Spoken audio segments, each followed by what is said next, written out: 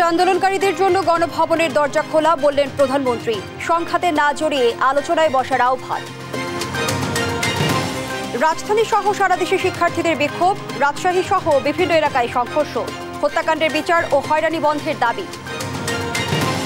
শিক্ষার্থীদের সামনে রেখে দেশে আবারও অস্থিরতা সৃষ্টির অভিযোগ, মুক্তিযোদ্ধাদের নিয়ে কটূক্তিকারীদের শাস্তি নিশ্চিতের আহ্বান। 25 লাখের মাইক্রোস্কোপ কেনায় 2.5 কোটি টাকা। ইসলামী বিশ্ববিদ্যালয়ে যন্ত্রাংশ ক্রয়ে দুর্নীতি খতিয়ে দেখার আশ্বাস। এবং ফেনীতে বিপদসীমার উপরে মুহুরী নদী, বাঁধ ভেঙে লোকালয়ে পানি। টানা বৃষ্টি ও ঢলে প্লাবিত বান্দরবানের নিম্নাঞ্চল।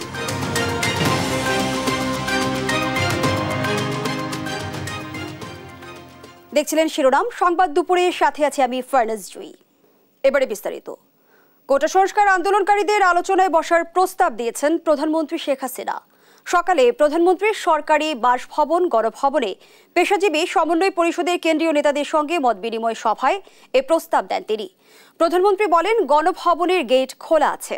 কোটা সংস্কার আন্দোলনকারীদের সঙ্গে বসতে চাই, তাদের কথা শুনতে চাই, কোনো ধরনের সংঘর্ষ চাই না। প্রধানমন্ত্রীর প্রেস উইংয়ের পক্ষ থেকে দেয়া তথ্যে এসব কথা জানানো হয়। একই সঙ্গে প্রধানমন্ত্রী এই আন্দোলনে আটক সাধারণ শিক্ষার্থীদের মুক্তি দেওয়ার নির্দেশ দেন। এ সময় প্রধানমন্ত্রী পেশাজীবী সমন্বয় পরিষদের কেন্দ্রীয় নেতাদের জানান, বিশ্ববিদ্যালয়ের স্বায়ত্তশাসিত সংস্থা এবং সরকারি প্রতিষ্ঠানের জন্য প্রস্তাবিত পেনশন ব্যবস্থা প্রত্যয় বাতিল করেছে সরকার।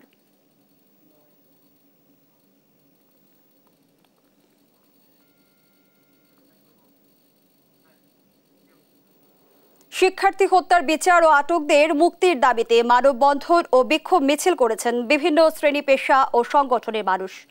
পরে প্রেস ক্লাবের সামনে থেকে বিক্ষোভ মিছিল বের হয়, শেষ হয় কেন্দ্রীয় শহীদ মিনারে।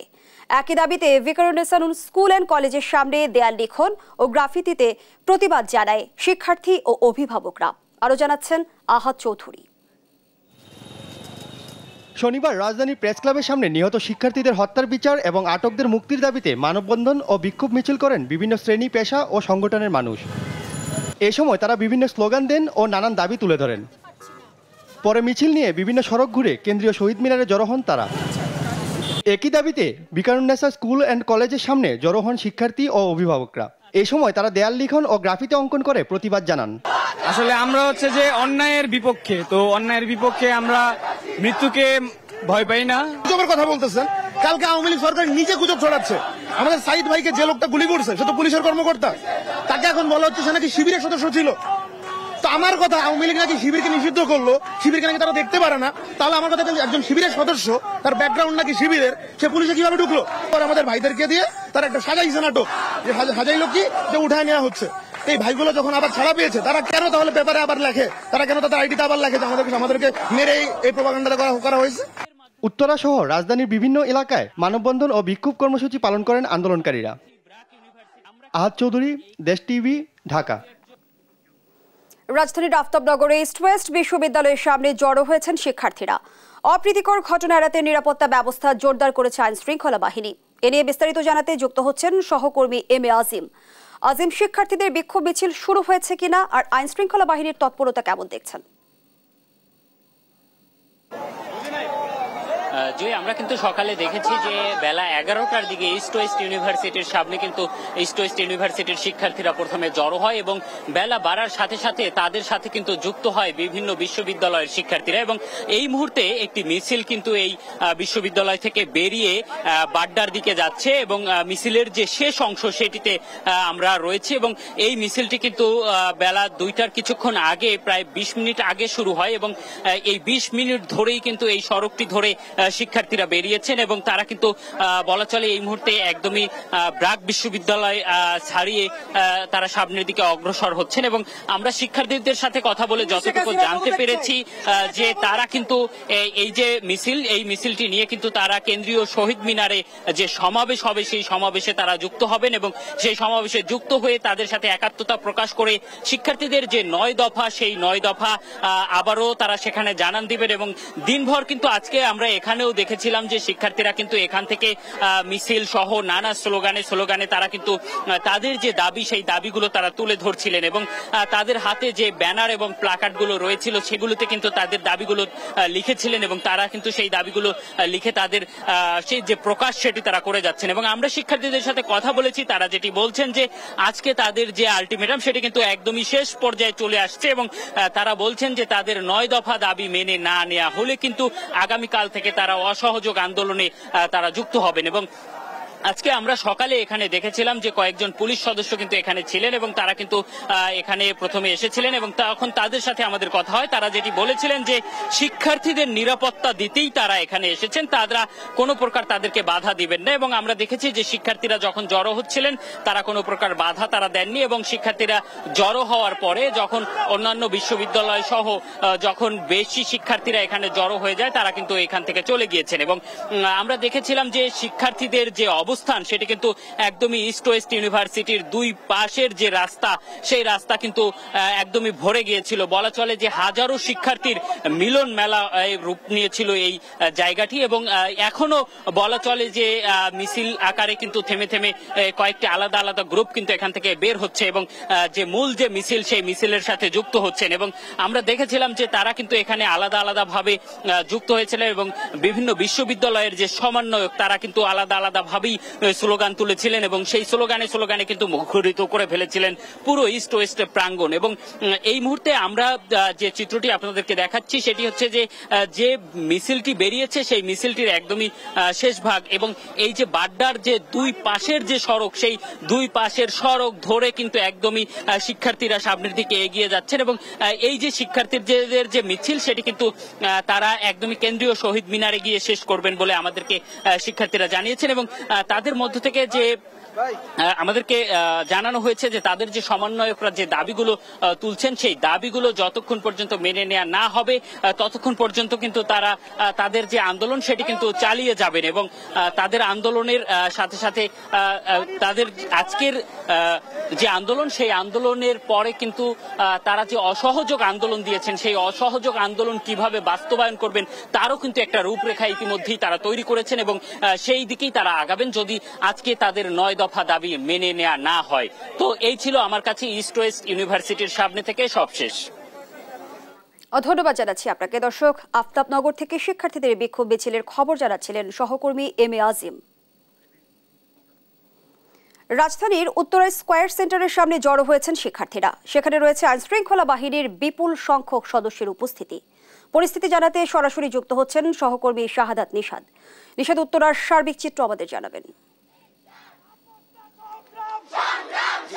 যেমনটি বলছেন আপনি, আমরা ঠিক সকাল থেকে এবং উত্তরা বিভিন্ন সড়ক কিন্তু যারা যে গতকালকে কিন্তু এই উত্তরা শিক্ষার্থীদের যারা আন্দোলনকে রয়েছে এবং তাদের সাথে একসাথে আমরা দেখেছি যে আসলে এক ধরনের সংঘর্ষের ঘটনা ঘটেছে এবং আজকে ঠিক দুপুর 12টার পরপরে এখানকার আশেপাশে যে স্কুল কলেজগুলো রয়েছে এবং বিশ্ববিদ্যালয় রয়েছে, বিশেষ করে বাইলস্টন থেকে শুরু করে যে উত্তরা ক্রিসেন্ট মডেল কলেজ সহ শুরু করে প্রত্যেক কলেজ শিক্ষার্থীরা কিন্তু আমরা দেখেছি এখানে তারা বিভিন্ন সড়কগুলো পদক্ষেপ করেছেন এবং একই সাথে বর্তমানে তারা উত্তরার 7 নম্বর সেক্টরে এসে কিন্তু এখানে জড়ো হয়েছেন এবং তাদের যে দাবিগুলো তারা কিন্তু সেই দাবিগুলো তুলে ধরেছেন এবং একই সাথে তাদের দাবির প্রেক্ষিতে সবচেয়ে বেশি যে বিষয়টিকে গুরুত্ব দিয়েছে, বিশেষ করে স্কুল কলেজগুলো যেন অতি দ্রুত চালু করে দেওয়া হয় এই বিষয়টিকে সবচেয়ে বেশি গুরুত্ব দিয়েছেন। এবং এই সাথে আরেকটি যদি জানিয়ে রাখি, এই অবস্থায় যদি আমরা দেখি এখানে কিন্তু ছাত্ররা আন্দোলন করছে। এই আন্দোলনকে কিন্তু ঘিরে কিন্তু আমরা দেখেছি কিন্তু তারা যে অবস্থা দেখাচ্ছে এবং সেই অবস্থার ক্ষেত্রে কিন্তু আমরা দেখেছি যে তারা এখানে কিন্তু সংগঠিত হচ্ছে।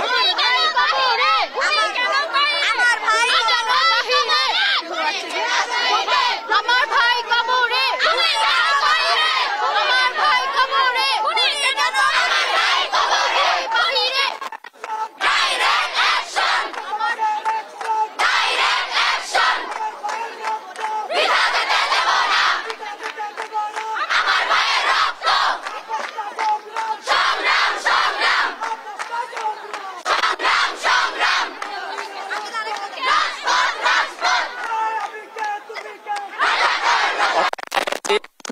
দেখানোর চেষ্টা করেছি এখানে কিন্তু শিক্ষার্থীরা তাদের যে দাবিগুলো সেই দাবির প্রেক্ষিতে তারা অবস্থান দিয়েছে এবং একই সাথে আমরা দেখেছি যে উত্তরা প্রধান সড়কে কিন্তু আইন শৃঙ্খলা বাহিনীর সদস্য অবস্থান দিয়েছে এবং শিক্ষার্থীরা বলছে তারা শান্তিপূর্ণ আন্দোলনের মাধ্যমে তাদের যে কর্মসূচি সেই কর্মসূচিগুলো এখানে পালন করবেন। তো উত্তরা থেকে এই ছিল আমার কাছে থাকা সবশেষ খবর।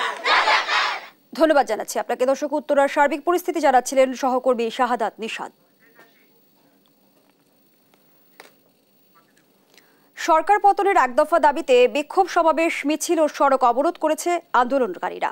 এ সময় শিক্ষার্থীদের সাথে যোগ দেন শিক্ষক, অভিভাবক সহ সাধারণ মানুষও। আন্দোলনকারীদের সঙ্গে বিভিন্ন এলাকায় পুলিশের সংঘর্ষের ঘটনা ঘটেছে। এতে পুলিশ সহ অনেকে আহত হয়েছেন। প্রতিনিধিদের তথ্যচিত্রে আরও জানাচ্ছেন টুম্পা আফরোজ। শিক্ষার্থী হত্যার বিচার, হয়রানি বন্ধ, সরকার পদত্যাগ সহ 9 দফা দাবিতে সারা দেশে শনিবার সকাল থেকে মাঠে নামে আন্দোলনকারীরা। রাজশাহীতে তালাইমারি মোড়ে অবস্থান নেয় বিক্ষোভকারীরা। সকাল 10:30টার দিকে পুলিশের সঙ্গে তাদের সংঘর্ষ হয়। এতে এক পুলিশ সদস্য আহত হয়। পুলিশ বক্স ভাঙচুর করে বিক্ষোভকারীরা। পরে রেলওয়ে শ্রমিক লীগের কার্যালয়ে আগুন দেয় বিক্ষোভকারীরা। বৈষম্য বিরোধী ছাত্র আন্দোলনের পক্ষ থেকে জাহাঙ্গীরনগর বিশ্ববিদ্যালয়ের শিক্ষার্থীরা ক্যাম্পাস সংলগ্ন ঢাকা আরিচা মহাসড়ক অবরোধ করে বিক্ষোভ করেছে। দুপুর 1টায় বিশ্ববিদ্যালয় ক্যাম্পাস থেকে একটি মিছিল নিয়ে ঢাকা আরিচা মহাসড়কের ডেইরি গেটে অবস্থান নেয় তারা। এ সময় আশেপাশের বিভিন্ন প্রতিষ্ঠানের শিক্ষার্থীরাও তাদের সাথে যোগ দেয়। অবিলম্বে 9 দফা মেনে নিয়ে 24 ঘন্টার আলটিমেটাম দেন শিক্ষক শিক্ষার্থীরা। অন্যথায় অসহযোগ আন্দোলনে নামার ঘোষণা দেন তারা। কুমিল্লায় বিক্ষোভ সমাবেশ করেছে বৈষম্য বিরোধী ছাত্র আন্দোলনের শিক্ষার্থীরা। নগরীর কান্দিরপাড় জিলা স্কুলের সামনে থেকে শুরু হয় বিক্ষোভ। পরে পুবালি চত্বরে অবস্থান নেয় তারা। এক পর্যায়ে শিক্ষার্থীদের একাংশ কুমিল্লা পুলিশ লাইন এলাকায় অবস্থান নেয়। গণমিছিলে Comilla Zilla school, Ibn Taymiyyah school, Comilla high school, Comilla modern school সহ বিভিন্ন প্রতিষ্ঠানের শিক্ষার্থীরা অংশ নেয়। দাবি আদায় না হওয়া পর্যন্ত রাজপথ ছাড়বে না বলে জানায় তারা। এর আগে জিলা স্কুলের সামনে শিক্ষার্থীদের দুই পাশেই আইন শৃঙ্খলা বাহিনীর পাশাপাশি কুমিল্লা মহানগর আওয়ামী লীগ ও এর অঙ্গ সংগঠনের নেতাকর্মীদের অবস্থান নিতে দেখা যায়। ময়মনসিংহে সড়ক অবরোধ করে বিক্ষোভ করেছে শিক্ষার্থীরা। নগরীর টাউন হল মোড়ে সকাল 11টা থেকে সড়ক অবরোধ করে কয়েক হাজার শিক্ষার্থী। এ সময় অভিভাবক, সাধারণ জনতাও এসে একাত্মতা জানায়। সব ছাত্রছাত্রীদের জন্য, সব মানুষের জন্য তো এই বিজয় আমাদের হবে। এতগুলো সন্তান মারা গেছে, তাদের রক্তের বিনিময়ে আমরা এই দেশের এই সরকারকে চাই না। আমাদের এখন একটাই কথা, আমরা স্বৈরাচারী সরকার পদত্যাগ চাই।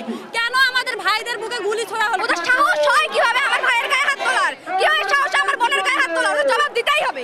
ছাত্র আন্দোলনকে সমর্থন জানিয়ে রাঙামাটি বিজ্ঞান ও প্রযুক্তি বিশ্ববিদ্যালয়ের শিক্ষার্থীরা প্রতিবাদ সমাবেশ করেছেন। বিশ্ববিদ্যালয়ের মূল ফটক থেকে একটি বিক্ষোভ মিছিল বের করে ক্যাম্পাসের সামনে রাঙামাটি কাপ্তাই সড়ক অবরোধ করে তারা। কোথায় আজকে আমাদের ন্যায্য কথার মূল্য? আজকে দেখুন আপনারা, আমাদের ছাত্র সমাজ নেমেছে মাঠে, আমাদের আইনজীবীরা মাঠে নেমেছে, তারা কি ন্যায্য কথা বলতেছে না? নির্বিচারে হত্যা করা হচ্ছে, নিপীড়ন করা হচ্ছে। আমরা এগুলোর বিরুদ্ধে কথা বলতে আসলে আমাদেরকে মামলার হুমকি দেওয়া হয়, তুলে নিয়ে যাওয়া হয়, নিপীড়ন করা হয়। নারায়ণগঞ্জ শহরে বঙ্গবন্ধু সড়কে বিক্ষোভ মিছিল করেছে শিক্ষার্থীরা। এ সময় চাষাড়া এলাকায় যান চলাচল বন্ধ হয়ে যায়। এর আগে শহীদ মিনারের সামনে শতাধিক শিক্ষার্থী ও অভিভাবকরা 2 নম্বর রেলগেট এলাকায় বিক্ষোভ করে। টুম্পা আফরোজ, নিউজ ডেস্ক, দেশ টিভি। কোটা আন্দোলনে শিক্ষার্থীদের ঢালাও গ্রেপ্তারের প্রতিবাদ ও শিক্ষার্থীদের নিঃস্বার্থ মুক্তির দাবি করেন চিকিৎসকরা। তারা বলেন, শিক্ষার্থীদের সামনে রেখে দেশে আবারও অস্থিরতা সৃষ্টির চেষ্টা করা হচ্ছে। রাজনৈতিক সংলাপ আয়োজনের মাধ্যমে সংকট নিরসন করে দ্রুত শিক্ষা প্রতিষ্ঠান খুলে দেওয়ার আহ্বান জানান ঢাকা বিশ্ববিদ্যালয়ের সাবেক উপাচার্য। এদিকে মুক্তিযোদ্ধাদের নিয়ে কটূক্তিকারীদের কঠোর শাস্তির দাবি জানান মুক্তিযুদ্ধ কমান্ড কাউন্সিল। সকালে মুষলধারে বৃষ্টি উপেক্ষা করে কোটা সংস্কার আন্দোলনকে ঘিরে সহিংসতায় হতাহতের ঘটনায় কেন্দ্রীয় শহীদ মিনারে বিক্ষোভ মিছিল করেন চিকিৎসকরা। এ সময় তারা শিক্ষার্থীদের ঢালাও গ্রেপ্তারের প্রতিবাদ ও শিক্ষার্থীদের নিঃস্বার্থ মুক্তির দাবি করেন। যত রকমের দাবি সরকার মেনে নিয়েছে, সেহেতু আমি মনে করি যে এই মুহূর্তে যে ছাত্রদের আন্দোলনের কোনো যৌক্তিকতা নেই। তাদেরকে এখন যে গাইড করতেছে তারা কিন্তু মিসগাইডেড হচ্ছে। সুতরাং আমাদের সবারই উচিত তাদের পাশে দাঁড়ানো, তাদের সঙ্গে একাত্মতা হয়ে তাদেরকে গাইড করা, তারা যেন কোনো অবস্থাতেই মিসগাইডেড না হয়ে এই দেশের স্বাধীনতা যেন কোনো অবস্থাতেই ক্ষুণ্ণ না হয়। একই ইস্যুতে ঢাকা বিশ্ববিদ্যালয়ের অপরাজেয় বাংলার সামনে সমাবেশের আয়োজন করেন ঢাকা বিশ্ববিদ্যালয়ের শিক্ষকদের নীল দল। এ সময় রাজনৈতিক সংলাপ আয়োজনের মাধ্যমে সংকট নিরসন করে দ্রুত শিক্ষা প্রতিষ্ঠান খুলে দেওয়ার আহ্বান জানান সাবেক উপাচার্য অধ্যাপক ডক্টর আখতারুজ্জামান। জাতীয় সংকট জাতীয়ভাবেই সমাধান করা প্রয়োজন হবে। অবিলম্বে শিক্ষা প্রতিষ্ঠানসমূহ খুলে শিক্ষার্থীরা যেন তাদের নিজ ক্যাম্পাসে এসে পুনরায় তাদের জীবন গড়ার সুযোগ পায়, সেই কাজটি আমাদের এখন অগ্রাধিকার পাওয়া উচিত। মুক্তিযুদ্ধ ও মুক্তিযোদ্ধাদের কটূক্তিকারীদের দ্রুত গ্রেফতার ও শাস্তির দাবি জানান মুক্তিযুদ্ধ কমান্ডার কাউন্সিল। সরওয়ার্দী কলেজ গেটে মানববন্ধন ও বিক্ষোভ সমাবেশে রাজাকার তালিকা প্রকাশের দাবিও জানান তারা। মুক্তিযোদ্ধাদেরকে কটাক্ষ করার প্রতিবাদে আমরা এই মুক্তিযোদ্ধা টাওয়ার এই সমাবেশের আয়োজন করেছি। শেখ হাসিনার নেতৃত্বে নিজেদের জীবন দিয়ে হলেও আমরা তাকে রক্ষা করব। স্বাধীনতার 54 বছর পরে এই নব্য রাজাকারের সৃষ্টি করে জামাত বিএনপি আজকে আমাদের এই দেশকে উন্নয়নকে ধ্বংস করে তারা কোন দিকে নিতে চায়। মুক্তিযুদ্ধ ও মুক্তিযোদ্ধাদের যারা অসম্মান করেছে তাদের দৃষ্টান্তমূলক শাস্তির দাবিও জানান তারা। নাফিয়া ফারজানা, দেশ টিভি, ঢাকা।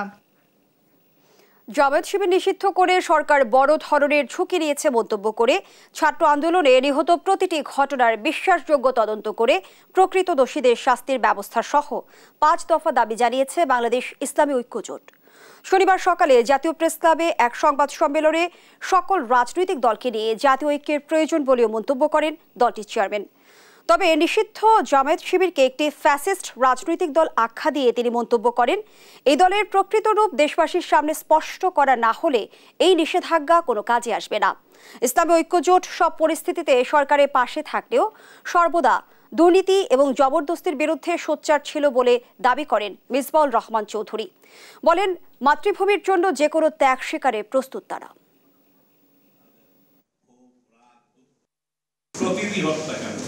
সে যে ছাত্রই হোক, সে ফুটপাতের হকার হোক, প্রতীক হোক, একটা হত্যাকাণ্ড যাতে বিনা বিচারে না যায় আর তদন্ত যেন বিশ্বাসযোগ্য তদন্ত হয়, সেই দাবিটুকু আমরা মৌখিকভাবে সরকারকে আমরা জানিয়ে দিয়েছি। জামাত শিবির নিষিদ্ধ করে সরকার বড় ধরনের ঝুঁকি নিয়েছে। এই মুহূর্তে জাতীয় ঐক্যের প্রয়োজন। বন্ধুগণ, জামাত শিবিরের রাজনীতি দেশবাসীর জানা। ফ্যাসিস্ট এই রাজনৈতিক দলটি বিভিন্ন সময় সরকারের উপর প্রতিশোধ নিতে গিয়ে সব ধরনের হীন কর্মকাণ্ড করা তাদের অভ্যাস। কোটা আন্দোলন ঘিরে হতাহতের ঘটনায় সুষ্ঠু বিচারের দাবি জানিয়ে প্রতিবাদী অবস্থান কর্মসূচি পালন করেছেন দেশের ক্রীড়া সাংবাদিকরা। শনিবার সকালে মিরপুরের শেরে বাংলা ক্রিকেট স্টেডিয়ামে 1 নম্বর গেটের সামনে এই প্রতিবাদী সমাবেশ অনুষ্ঠিত হয়। প্রিন্ট, ইলেকট্রনিক ও অনলাইন সংবাদ মাধ্যমে ক্রীড়া সাংবাদিকরা উপস্থিত ছিলেন। এ সময় সারা দেশ জুড়ে শিক্ষার্থী ও সাধারণ জনগণের উপর নৃশংসতার সুষ্ঠু বিচার দাবি করেন ক্রীড়া সাংবাদিকরা। এছাড়া বৈষম্যমুক্ত সমাজ গঠনের আহ্বান জানান তারা।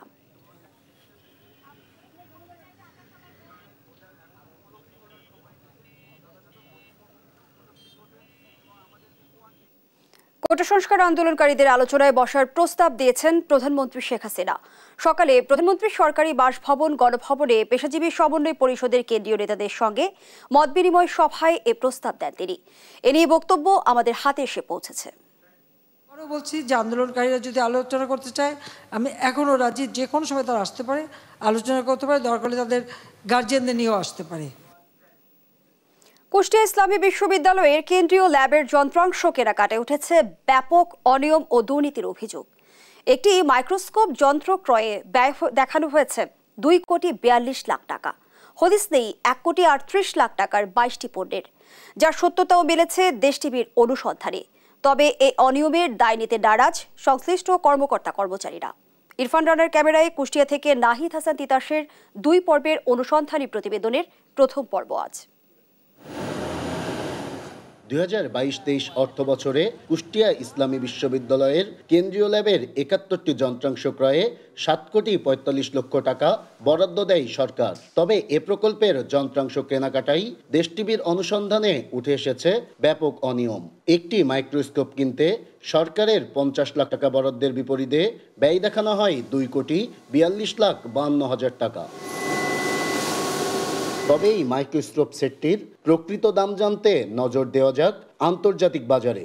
ইন্ডিয়ান বৃহত্তর অনলাইন শপ ইন্ডিয়া মার্টে দেখা যায় নিকন ব্র্যান্ডের ইক্লিপ TI2 মডেলের মাইক্রোস্কোপটির দাম ভারতীয় মুদ্রায় 18 লাখ রুপি, যা বাংলা টাকায় প্রায় 25 লাখ টাকা।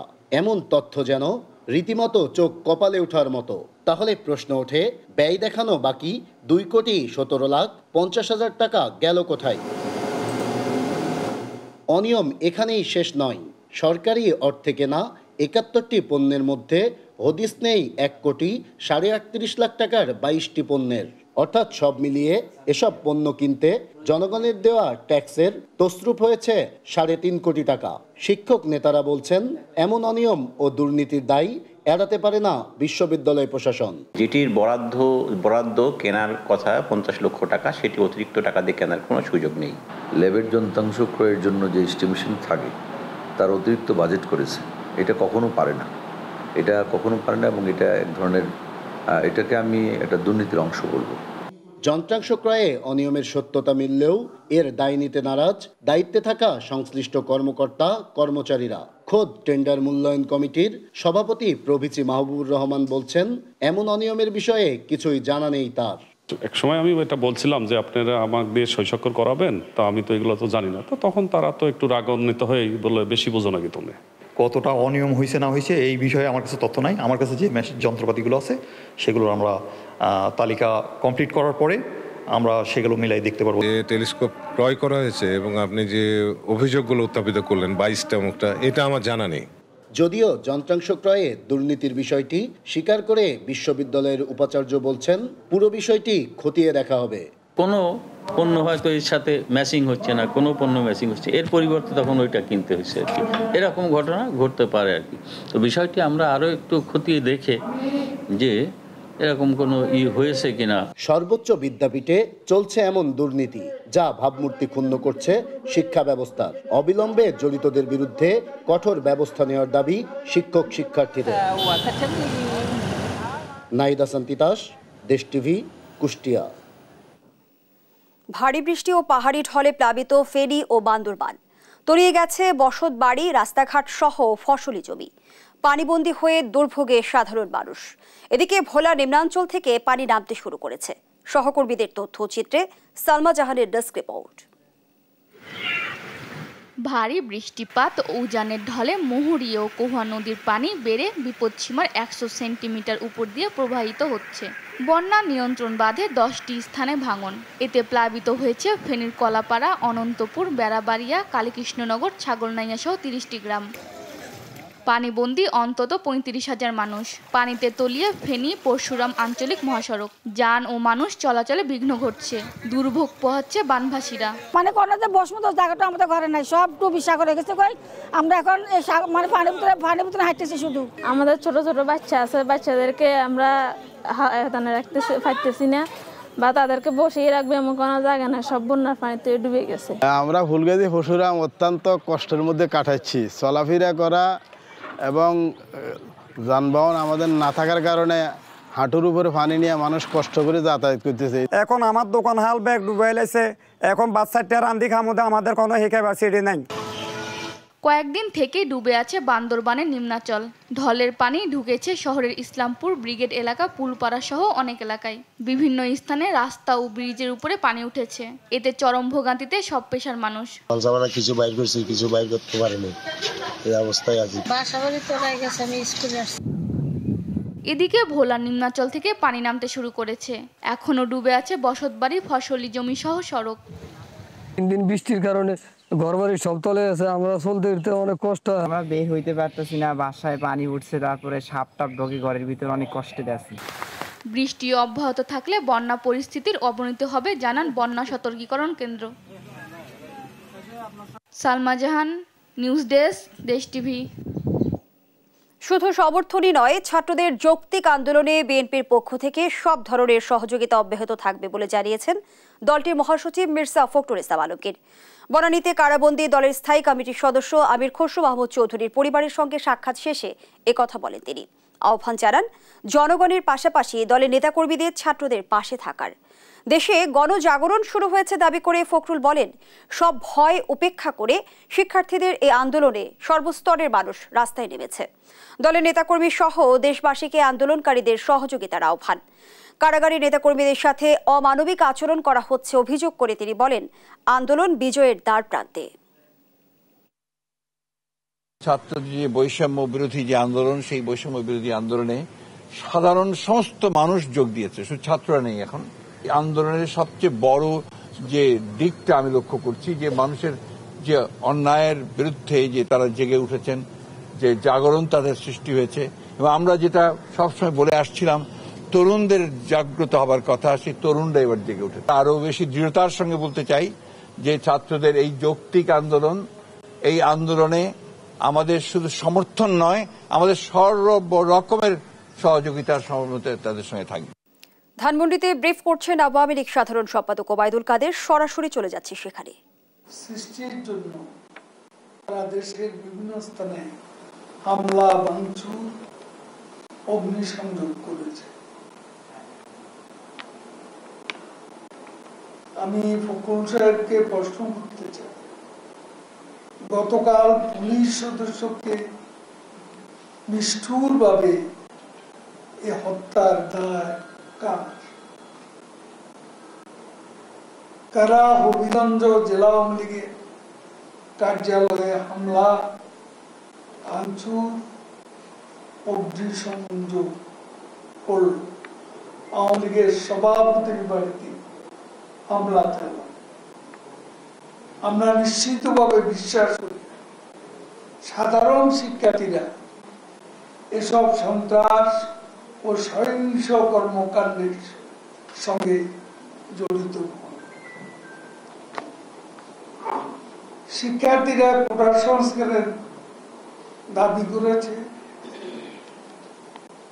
প্রধানমন্ত্রী শেখ হাসিনার সরকার শিক্ষার্থীদের দাবি মেনে নিয়েছে।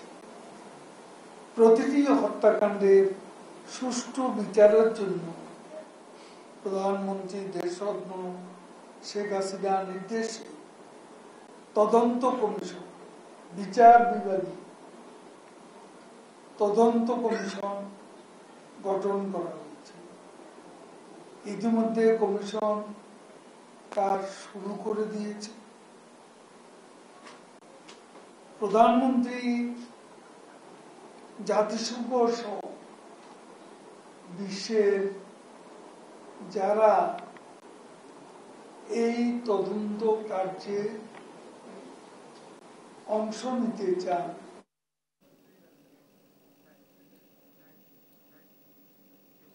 এতক্ষণ আমরা যুক্ত ছিলেন আওয়ামী লীগ সাধারণ সম্পাদক ওবায়দুল কাদেরের ব্রিফিংয়ে।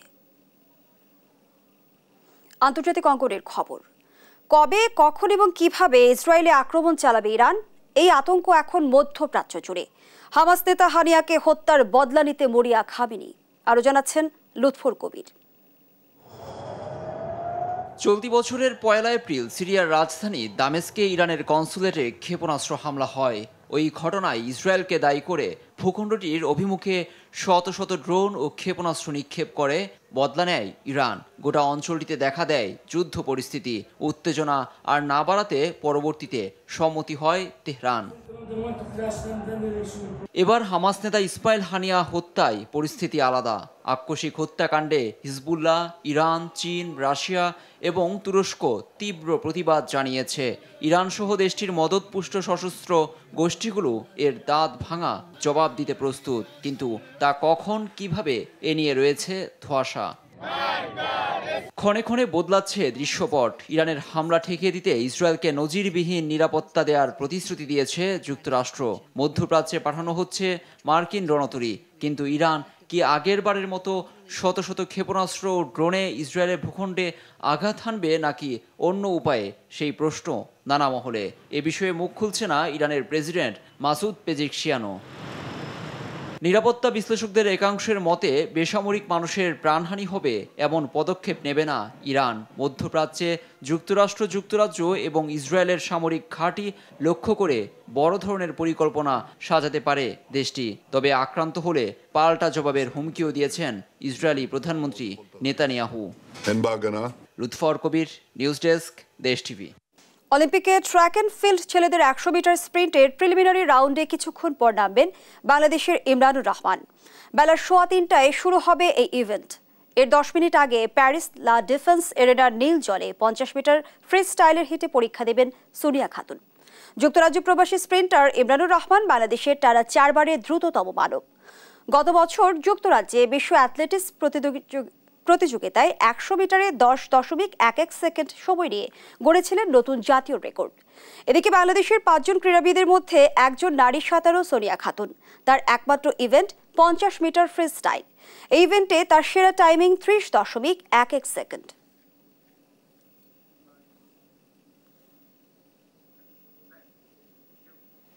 পাকিস্তান সিরিজকে সামনে রেখে আনুষ্ঠানিকভাবে শুরু হয়েছে জাতীয় ক্রিকেট দলের অনুশীলন।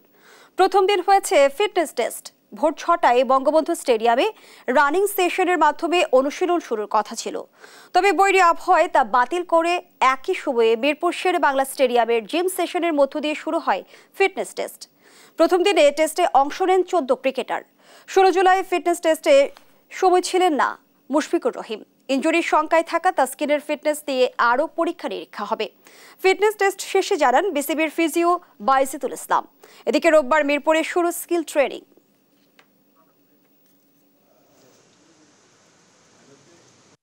ইনজুরি কনসার্ন যদি থেকে থাকেও যাদের থাকে আমরা তো ওইগুলোতে রেস্ট্রিকশন দিয়ে রাখি, তো ওরা ইনজুরি নিয়ে কাজ করে। আর স্ট্রেংথ টেস্টে ওভারঅল যারা যে বেঞ্চমার্ক ছিল চেষ্টা করছে যে বেঞ্চমার্কের কাছাকাছি যাওয়ার জন্য। মোস্ট কেসেসে ম্যাক্সিমাম প্লেয়াররাই ইমপ্রুভ করছে, এতটুকু বলা যায়।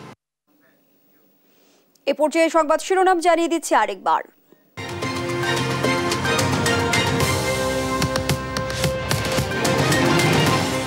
কোটা আন্দোলনকারীদের জন্য গণভবনের দরজা খোলা, বললেন প্রধানমন্ত্রী। সংঘাতে না জড়িয়ে আলোচনায় বসার আহ্বান। রাজধানী সহ সারা দেশে শিক্ষার্থীদের বিক্ষোভ। রাজশাহী ছাড়াও বিভিন্ন এলাকায় সংঘর্ষ, হত্যাকাণ্ডের বিচার ও হয়রানি বন্ধের দাবি। শিক্ষার্থীদের সামনে রেখে দেশে আবারও অস্থিরতা সৃষ্টির অভিযোগ। মুক্তিযোদ্ধাদের নিয়ে কটূক্তিকারীদের শাস্তি নিশ্চিতের আহ্বান। 25 লাখের মাইক্রোস্কোপ 2.5 কোটি টাকায়। ইসলামী বিশ্ববিদ্যালয়ে যন্ত্রাংশ ক্রয়ে দুর্নীতি, খতিয়ে দেখার আশ্বাস। এবং ফেনীতে বিপদসীমার উপরে মুহুরী নদী, বাঁধ ভেঙে লোকালয়ে পানি। টানা বৃষ্টি ও ঢলে প্লাবিত বান্দরবানের নিম্নাঞ্চল। এই ছিল এখনকার সংবাদ দুপুর। পরের বুলেটিন দেখার আমন্ত্রণ রইল। ধন্যবাদ সবাইকে।